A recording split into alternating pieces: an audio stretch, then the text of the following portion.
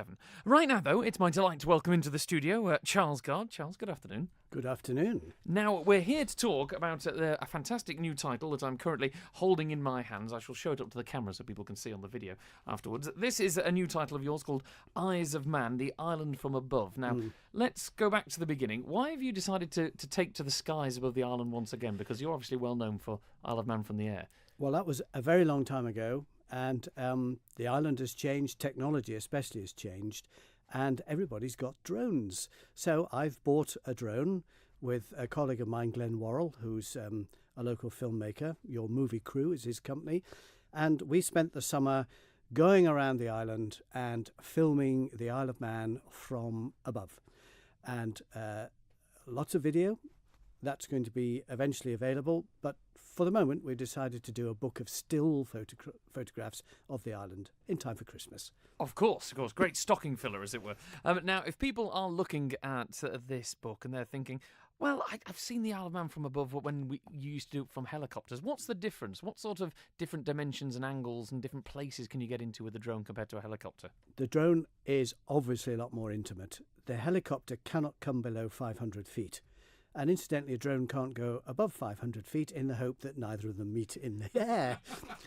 Although the helicopters have fabulous lenses, you cannot float up the herring tower and look down the top or go round the back of Bradder Head and the mines in real intimate detail.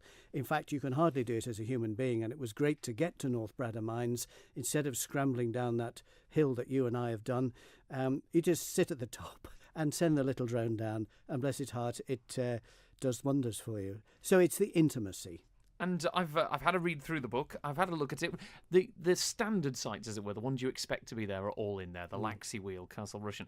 But also, you do give quite a unique insight into the towns and the layouts of the towns and villages. Because from above, it's fascinating to look at. It's almost like chopping a tree in half and looking through the different layers. You can see how the towns have evolved over the years, can't you, really?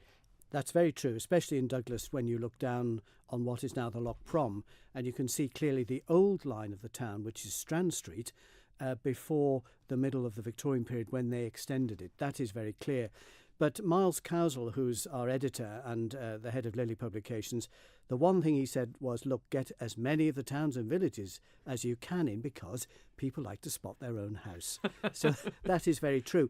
But my goodness, what a revelation in Douglas. I mean, I've been driving down Douglas for the last 68 years, past all these terraces that you get everywhere. But once you get up with the drone, there's a fantastic shot there with hundreds of serried terraced houses from the Victorian period. They look spectacular. Every other town has got bungalows in places like that, but in Douglas, they were all built for the tourist industry. They were all boarding houses back in 1900, and they are a spectacular sight. It's a very unique town, I think. And, as you say, well worth looking at from the air. Do you ever get people who don't want their house looked at from above? Do you ever run into, I'm not going to use the word opposition, but people who aren't particularly fans of having drones and helicopters fly over? Of course one does, and one has to ask permission, certainly to launch the drone from anybody's land or a farmer's land, which we've had to do. There was one gentleman who came running down, I won't say where, but he was very exercised because he claimed that his wife... Well, he claimed he bought the house in a very remote place because he wanted to be private, and the last thing he wanted was a drone going over.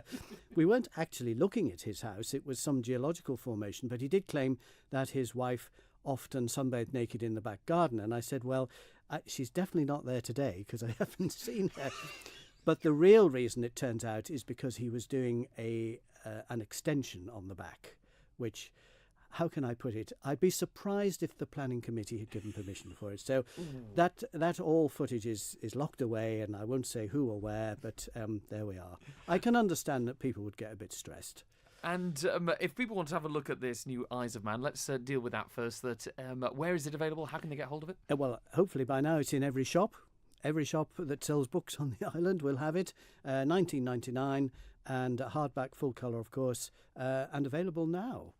And you've moved from videos, as we mentioned, to the hardback book here. Are we looking at going back to videos? You hinted there that obviously you've been up filming with video as well as stills. Well, the stills are taken from the videos a lot of the time. So yes, we have enormous amount of fabulous, super high definition video footage from this year's filming.